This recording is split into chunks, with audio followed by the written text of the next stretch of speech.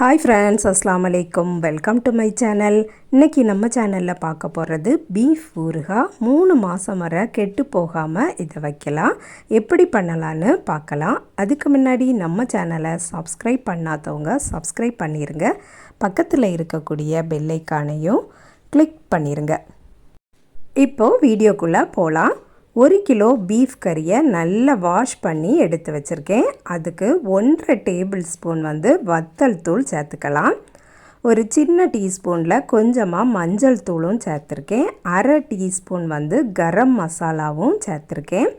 1 teaspoon இஞ்சி பூண்டு விழுதும் போட்டுட்டு உப்பும் போட்டுடலாம். தேவைக்கு ஏற்ப உப்பு போட்டுடலாம். நல்லா மிக்ஸ் பண்ணி கொடுக்கலாம். இந்த பீஃப் ஊறுகாய் வீடியோ நான் ஏற்கனவே எடுத்து வச்சுருந்தேன். இன்றைக்கி போட்டால் எல்லாருக்குமே நல்ல யூஸ்ஃபுல்லாக இருக்கும் அப்படின்ட்டு தான் நான் இன்றைக்கி போட்டிருக்கேன். பக்ரீத்னால் சில ஊர்களில் அதிகமாட்டு பீஃப் கறி கிடைக்கும். சில பேர் அதை காய போட்டு வைப்பாங்க. இந்த மாதிரி ஊறுகாவும் போட்டு வச்சிங்கன்னா நிறைய நாள் அப்படியே இருக்கும். நல்ல டேஸ்டியாகவும் இருக்கும். நான் மீடியம் சைஸாக தான் நான் போட்டிருக்கேன். ஏன்னா இதை வேக வைக்கும்போது இன்னும் நல்ல சுருங்கும். 2 பெரிய சைஸ் லெமன் புழிஞ்சு வச்சுருக்கேன். அதையும் ஊற்றிடலாம். ஃபஸ்ட்டே ஊற்றதுக்கு மறந்துட்டு அதனால் இப்போ ஊற்றிட்டு நல்லா மிக்ஸ் பண்ணி கொடுத்துக்கலாம். நல்லா மிக்ஸ் பண்ணினதுக்கு அப்புறமா ஒரு 1/2 hour போல் அப்படியே வச்சிடலாம். ஒரு பேன் எடுத்து அதில் எண்ணெய் ஊற்றிருக்கேன். நல்லெண்ணெய் தான் நான் ஊற்றிருக்கேன். பெரிய சைஸ் பூண்டு எடுத்து தோல் உரித்து கட் பண்ணி எடுத்து வச்சுருக்கேன். அதுக்கப்புறம் ஒரு நீல துண்டு இஞ்சியையும் தோல் உரிச்சிட்டு நல்லா வாஷ் பண்ணிவிட்டு நீளமாக கட் பண்ணி வச்சுருக்கேன். ஒரு 4-5 பச்சை மிளகையும் கட் பண்ணி எடுத்து வச்சுருக்கேன். கொஞ்சமாக கருவேப்பிலையும் போட்டுட்டு இதை நல்லா வதக்கிடலாம். இஞ்சி பூண்டு கருவேப்பிலையெல்லாம் போடும்போது நல்ல ஒரு வாசனையாட்டே இருக்கும். இந்த மாதிரி செய்துட்டு ஹாஸ்டலில் நிற்கக்கூடிய பிள்ளைங்களுக்கெல்லாம் கொடுத்து விட்டோம்னா அவங்களுக்கு சைடிஷ் ஆட்டு இதை தொட்டு சாப்பிட்றதுக்கு ரொம்பவே டேஸ்டாகட்டே இருக்கும். அவங்களுக்கு நல்ல ஒரு யூஸ் ஆட்டே இருக்கும்.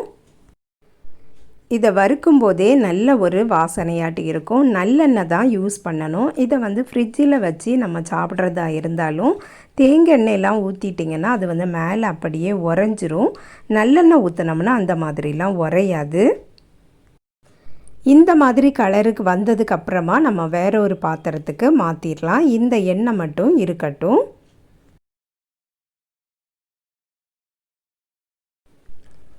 இனி ஒரு குக்கர் எடுத்து அதில் பீஃபை போட்டுடலாம்.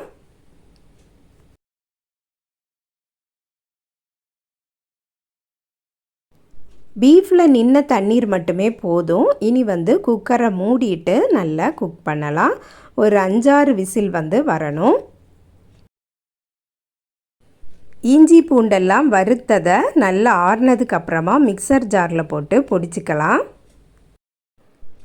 பீஃப் நல்லா குக் ஆயாச்சு. நம்ம அதிகமாக தண்ணீரே ஊற்றலை. ஆனாலும் தண்ணீர் நிற்கிது. இந்த தண்ணீரை இப்போ வற்ற வச்சிடலாம்.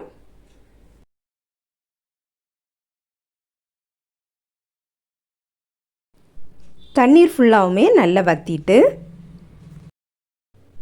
இஞ்சி பூண்டு வறுத்த நல்லெண்ணெய்க்கு கூடவே இன்னும் கொஞ்சம் நல்லெண்ணெய் ஊற்றி இந்த வேக வச்ச பீஃபையும் போட்டு பொரித்து எடுக்கலாம். நிறைய எண்ணெய் ஊற்ற வேண்டாம், கொஞ்சமாக ஊற்றினா போதும். திருப்பி போட்டுடலாம். மீடியம் ஃப்ளேம்லையே வச்சு குக் பண்ணணும், இல்லைன்னா கரிஞ்சி போயிடும். நல்லெண்ணெய் தான் ஊற்றிருக்கோம், அதனால் பிரச்சனை இல்லை. இந்த பீஃப் எல்லா எண்ணெயையும் அப்சர்வ் பண்ணிடும். நல்லா பொரிஞ்சு வந்துட்டே இருக்குது.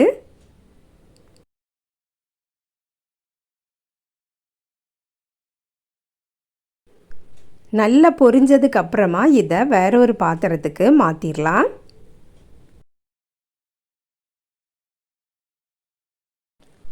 பீஃப் எல்லாம் எடுத்ததுக்கப்புறமா கொஞ்சமாக எண்ணெய் நிற்கிது. மறுபடியும் கொஞ்சம் கூட எண்ணெயை ஊற்றிடலாம். எண்ணெய் நல்லா சூடானதும் 1 டீஸ்பூன் வத்தல் தூளும் கொஞ்சமாக மஞ்சள் தூளும் போட்டு நல்லா மிக்ஸ் பண்ணி கொடுக்கலாம். ஊறுகானால் கொஞ்சமாவது காரம் இருந்தால் தான் நல்லாயிருக்கும். அதனால தான் வத்தல் தூள் நம்ம வந்து அடிஷ்னலாக போட்டிருக்கோம். இல்லைன்னா உங்களுக்கு குறைவாக காரம் போதும்னா போட வேண்டாம். அதுக்கப்புறம் நம்ம இஞ்சி பூண்டு அரைச்சி வச்சதையும் இதில் சேர்த்துடலாம்.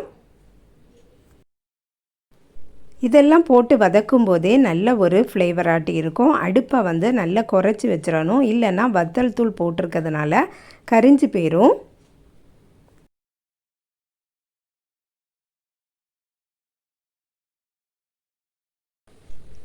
இந்த மாதிரி கலருக்கு வந்ததுக்கு அப்புறமா ஒரு 1/4 கப்புக்கும் குறைவாட்டே நான் வந்து வினிகர் ஆட் பண்ணியிருக்கேன். இந்த வினிகரையும் ஊற்றிடலாம். வினிகர் ஊற்றினா தான் நிறைய நாட்கள் வந்து கெட்டு போகாமல் இருக்கும். நல்ல ஒரு டேஸ்டாகவே இருக்கும். வினிகர் ஊற்றினதுக்கு அப்புறமா கொஞ்ச நேரம் அடுப்பில் கிடக்கட்டும். உப்பு இருக்கான்னு செக் பண்ணி பார்த்துட்டு மறுபடியும் கொஞ்சமாக உப்பு போட்டிருக்கேன்.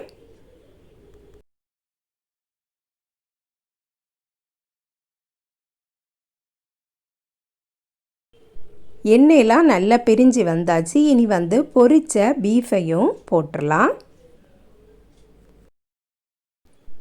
இஞ்சி பூண்டு பச்சை மிளகு கருவேப்பிலை எல்லாம் போட்டு வறுத்ததை பொடிச்சு தான் நம்ம வந்து போட்டிருக்கோம். கொஞ்சமாக நான் வந்து எடுத்து வச்சுருந்தேன், அதையும் போட்டுடலாம்.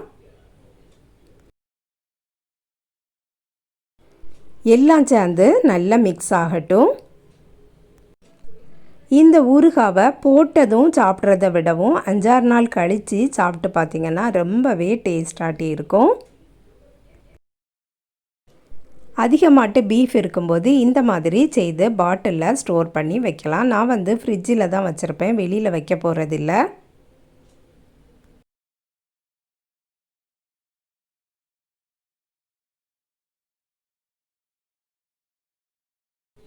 பீஃப் ஊறுகாய் பார்த்திங்கன்னா சூப்பராக ரெடி ஆகிட்டு எண்ணெய் எல்லாம் நல்லா வற்றியாச்சு. இனி வந்து அடுப்பை ஆஃப் பண்ணிடலாம். இது ஆறுனதுக்கு அப்புறமா நம்ம வந்து கண்ணாடி பாட்டிலில் ஸ்டோர் பண்ணி வைக்கலாம்.